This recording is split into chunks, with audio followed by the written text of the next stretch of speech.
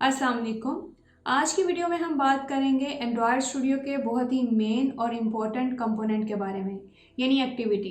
Activity क्या होती है, एक्टिविटी लाइफ साइकिल क्या होता है, आज की वीडियो में हम यही डिस्कस करने जा रहे हैं। तो चलिए स्टार्ट करते हैं। मैं हूं आसमा और आज की वीडियो में हम बात कर रहे हैं एंड्रॉयड स्टूडियो में एक्टिविटी के बारे में।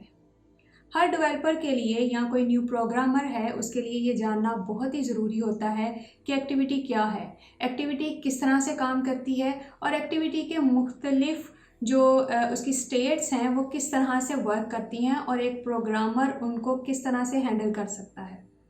इस तमाम चीज़ों के बारे में आज की वीडियो में हम बात करने जा रहे हैं। एक्टिविटी मोबाइल फ़ोन पर नज़र आने वाली स्क्रीन को कहते हैं जिसके साथ यूज़र इंटरेक्ट करता है। जब हम किसी भी एप्लीकेशन पर क्लिक करते हैं तो हमारे सामने एक स्क्रीन अपीयर होती है, एक विंडो अपीयर होती है। उस विंडो को एंड्रॉयड स्टूडियो में नाम दिया जाता है एक्टिविटी का। जैसे कि अगर वेबसाइट की बात की जाए तो वेबसाइट मुख्तलिफ वेब पेजेस से मिलकर बनती है। और अगर हम विंडोज़ की बात करें तो विंडो पे अगर आप किसी आइटम पे क्लिक करते हो या किसी आइकन पे क्लिक करते हो तो क्या होता है कि आपके सामने एक विंडो, एक स्क्रीन अपीयर होती है, उसको हम विंडो का नाम देते हैं। इसी तरह मोबाइल फ़ोन में जो एक एप्लीकेशन होती है वो मुख्तलिफ एक्टिविटीज़ से मिलकर बनती है।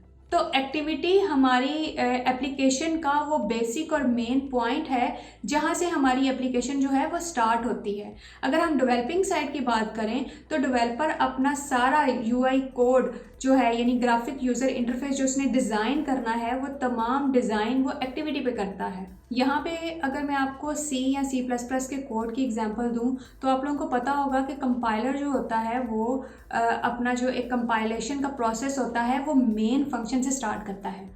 ठीक है, इसी तरह जब हम अपनी एप्लीकेशन को ओपन करते हैं तो हमारा जो मेन फंक्शन होता है वो हमारी मेन एक्टिविटी होती है।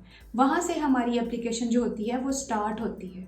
किसी भी एक एप्लीकेशन में एक या एक से ज़्यादा एक्टिविटीज़ जो हैं वो हो सकती हैं। ज़्यादातर जो है वो मोर देन वन एक्टिविटी जो हैं वो किसी भी एप्लीकेशन के लिए क्रिएट की जाती हैं। बट समटाइम ऐसे होता है कि हमारे पास एक सिंगल एक्टिविटी बेस एप्लीकेशंस भी होती हैं, जैसे कि कैलकुलेटर में जितना भी काम होता है वो तमाम का तमाम काम एक सिंगल एक्टिविटी पे हो रहा होता है। यानी ये डिपेंड करता है कि कितनी एक्टिविटीज़ जो हैं वो आपकी रिक्वायर हैं उस एप्लीकेशन को क्रिएट करने के लिए। आई होप कि आप एक्टिविटी के कॉन्सेप्ट को बहुत अच्छी तरह से समझ चुके होंगे।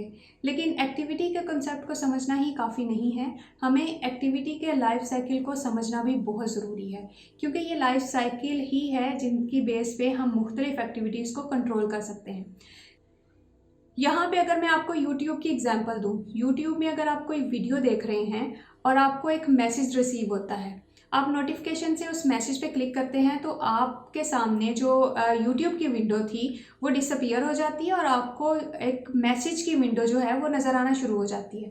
आप मैसेज पे रिप्लाई करके वापस जब जाते हो अपने YouTube पे तो आपकी वीडियो जहाँ पे पास हुई थी आपकी वीडियो वहीं से स्टार्ट होगी।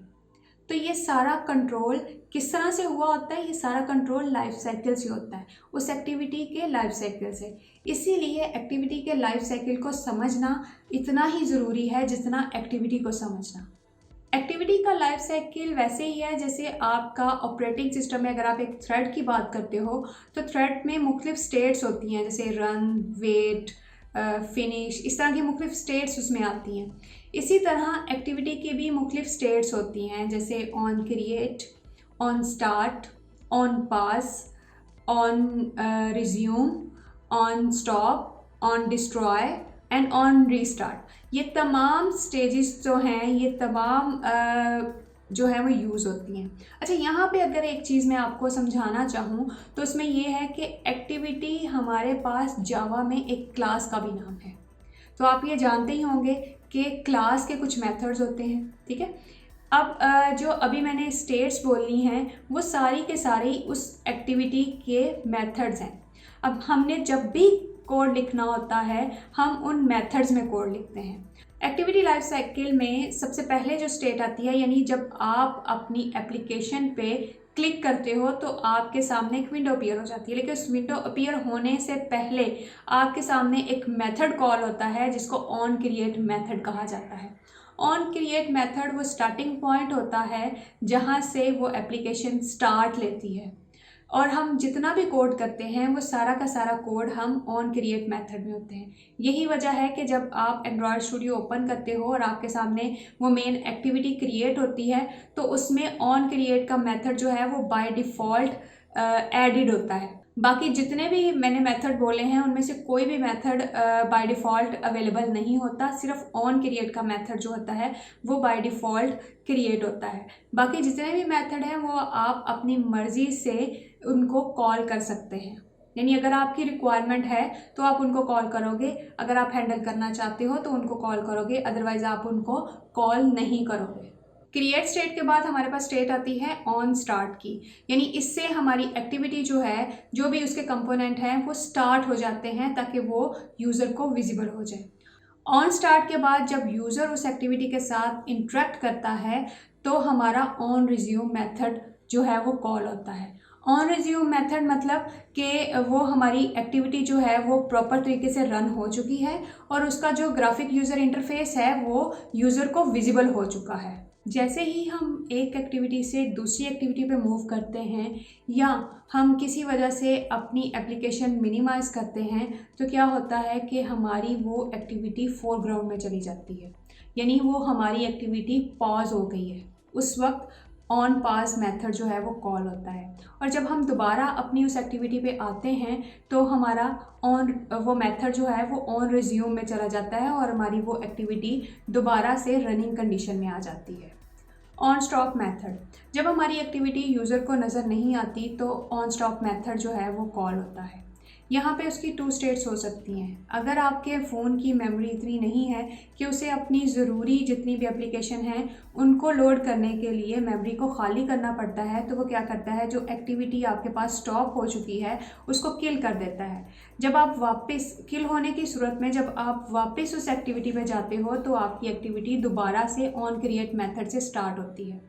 लेकिन अगर ऐसा नहीं है, उसने उसको किल नहीं किया, तो आप अपनी एक्टिविटी पे जब वापस जाते हैं तो वो ऑन स्टार्ट से स्टार्ट होती है।